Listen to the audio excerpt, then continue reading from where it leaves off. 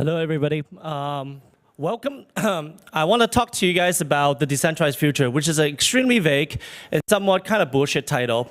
The real contrast I want to talk about is decentralized present. What are we actually living in, and what do we project out in the future?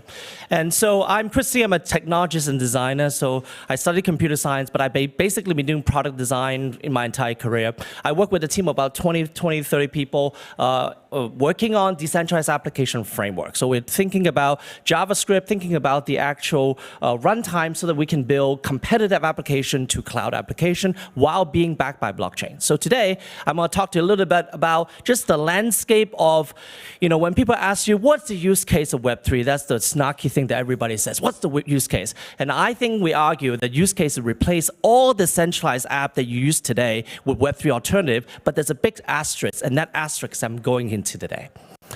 So before we go in, let's see if I can use this to navigate. Let's talk about the centralized present.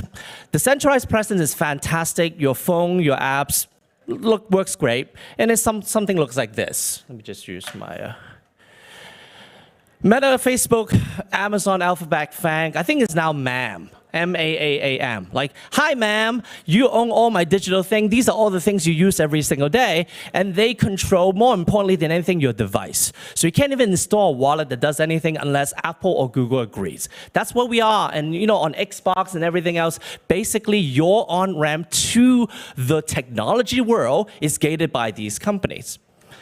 As far as content is concerned, I don't care if you do text, images, video, audio, mixed media, 3D, AR, and VR, and AI. These are the companies that controls how you reach your audience. Pretty much that is the case, right?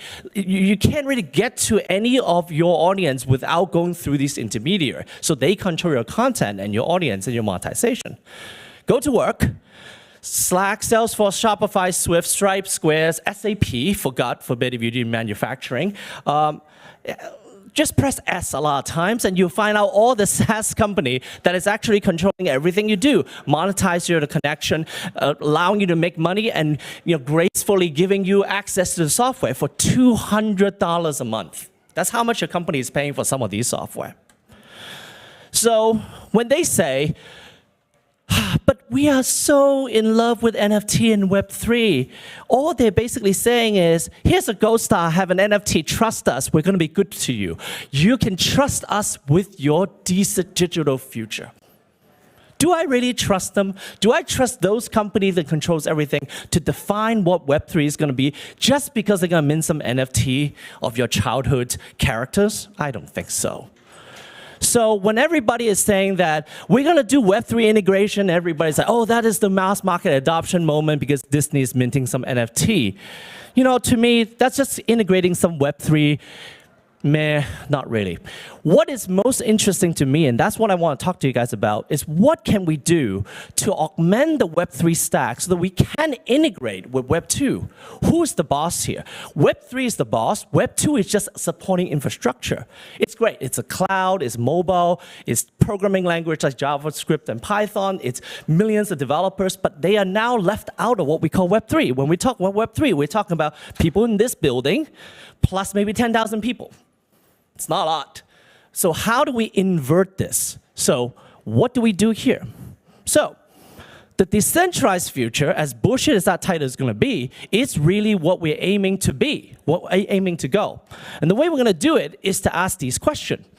Can you rebuild Stripe, payment, accounting, compliance on the Web3 stack? And the answer is getting closer. Right, with stablecoin, with layer 2, faster transaction time, you could do this. Exchange rates coming from Oracle like Chainlink and other places. Computation, maybe. Can you rebuild Shopify on the Web3 stack? Okay, a SKU, a stock company unit can be an NFT. You can set prices on it. It could be on-chain contract. You could have refund, escrow account, and smart contract. Getting there. We can add to that. Can you rebuild Swift on the Web3 stack? The actual movement of fund across international boundary. I think it's fantastic. I think we have it already. Where's the banking connection? Where's the compliance? Where's the Web2 integration with the banks? Maybe we can do that. We can get there. Some good banks like Circle and maybe other places in Switzerland, like Signum Bank, they're open to integrating with on-chain settlement protocol that is probably better and cheaper than Swift. Can we replace Salesforce with Web3 stack? What is Salesforce? It's a database that you can add your new field to, add UI, and create your own custom application. Could we do that? Maybe, but that requires more innovation on the front end than in the back end that we have now. Can we replace SAP, which is the accounting system allowing companies to know how much they got paid? And the answer is it's actually fantastic to have something called triple entry accounting. When you use a blockchain application, I use a blockchain application, and you pay me on-chain, I can both reconcile both our database to know that we paid each other. Instead of having to go to SAP and say reconcile, reconcile, reconcile on your bank record from a CSV file, it is better to use Web3 as a reconciliation. So the answer is yes.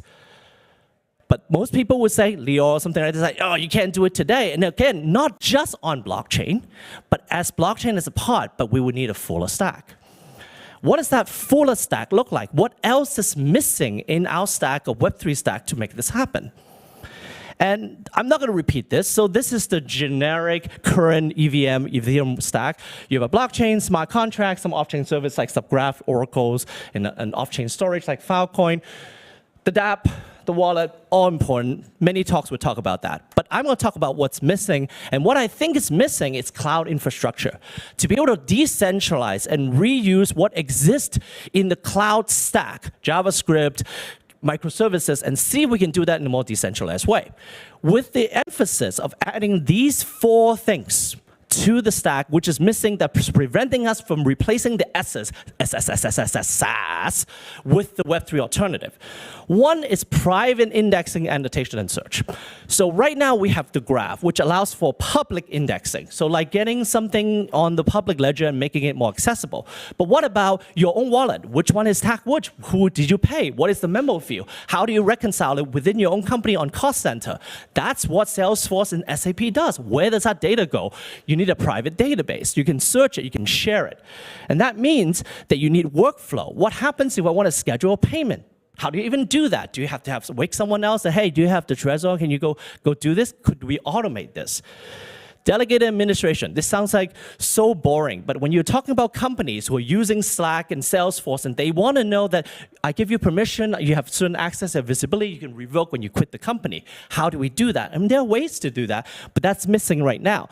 Because if we can delegate users using multi-sig to access, then we can use wallet-gated access to certain features, or you don't have access to employee record because you don't work for HR. How do we define that? Can we make sure that say, hey, I actually work for HR and Binance? Really? Oh, you have a multi-sig on that wallet. That I trust you. Could we do that? Yes, I think we can. And finally, data science and machine learning. Eric talked about that. It's like data analysis is missing, algorithmic thing is not there. We have the on-chain state, we have off-chain storage, that's ceramic, is great, but can we use analysis? And right now, this analysis on blockchain is only for rich people. Chain analysis for government to track you down, you pay for Nansen, you can figure out who is trading what an NFT, but none of that information helps the Web3, it just helps a person paying for that subscription. So what we should do is to take that information from this data science and write it back on chain using automation, using Merkle proofs. So we're going round trip, taking the information we get from the blockchain, distill and correlate it, and then gate the access site. You're top 1 customer of my company, and therefore, without buying an NFT, you now have gated access to the next drop or next discount. You could do that. We have the technology to do that. And that's precisely what we decided to do at Cossack. Let's work on these problems, which is from the web field. We came from the Web 2 field, coming into Web 3, and seeing this great ability, but missing this capability. And what we brought in there is super boring. Right? It's adding a database technology that you can run, you can own, deploy on your own server, doing your indexing, correlating your portfolio without that data leaking to anybody else because it's private data that you control on your node. It's using Node.js and these tools to automate integration with different stack and your bank and your APIs and stuff like that with on-chain information being a trigger or in some cases triggering on-chain information. It's ability for you to use machine learning to basically analyze who your best customers and what's the risk you do, and then have that modify either on-chain or off-chain behavior. And finally, is using Nodes to Safe, which is we are safeguarding, very proud to be, as the multi-sig infrastructure to model the internal address book of your company. So that using the multi-sig structure parts or otherwise, that is your own personal company directory visible to the world who represent whom. So no more scam. It's not just ENS name or what you type in it. It's actually what's delegated by your company that's trusted and signed, and that delegates down. And we have an application on the App Store and Google Play that uses the no-safe infrastructure in an easy-to-use iOS and mobile application that makes that happen. The great thing is, I'm not going to say that we're going to build a decentralized future if all of these great tools is a subscription service. The entire thing, including the UI to the middleware, is open source MIT license. And you can get it at github.com/classstack. We've been working on it for 4 years. And it's a really hard problem to think about decentralization in the lens of building end-user application using cloud technology while integrating Web3 in the back. So we also have a wallet if you search for that. It's not exactly the wallet we want, but it has nodes of save in it and allows you to do like WeChat Pay with transaction with gasless transaction using Lotus Relay. It's really cool. But that's the basic architecture. So in conclusion, we want to accelerate the great migration from Web 2 to Web 3. And one way to do it is to wait for Slack to migrate to Web 3. The other one is say that's never going to happen. What we need to do is to accelerate by using the infrastructure of crypto as trading, funding, and the dApp infrastructure we have today, but focus on all of these Web 2 use cases as an inspiration. It's not really something that intimidating. We use this app, we know what the features are. But using this fuller stack, using the innovation that's happening in this building right now, to aim to redesign, rebuild, and replace every single one of the features inside this logo with the Web3 alternative. So Leo, the Web3 use case and application is a superset of the Web2 use case and application. And that's the key. That's our ambition. Not just NFT, DAO, and DeFi, and one more thing. It's everything you saw in the logos with that. Because that's our centralized present that we need to topple to create the decentralized future. So we have the framework to allow you to compose, but there's no way we can go and fund all of these things. But you know what? If we break down these things to its component, the same way we broke down tokens and NFT into its component using the EIP process, couldn't we go ahead and come down and break down what actually is in Web 2? What are the features? Enterprise resource planning, what's in it? Legal structure, financial reports, membership purchases, non-fungible token, things like that. So we're going to hopefully work on together on this list of all the components that exist in Web 2 that must exist in Web 3 and come up with a standard for it. Take an EIP process. And we couldn't do it alone. We want to do it as a DAO. So let's do it. Let's DAO it. Let's come up with the standard so that we can decide what is the new schema and structure so that these new components are not owned by Salesforce. Your customer is not inside Salesforce. Your customer is an EIP-like record that is supported by any system to support this version of customer. Fluidly move back and forth. It's private communication if necessary, public record anchor when necessary. And I think that's what we are able to do.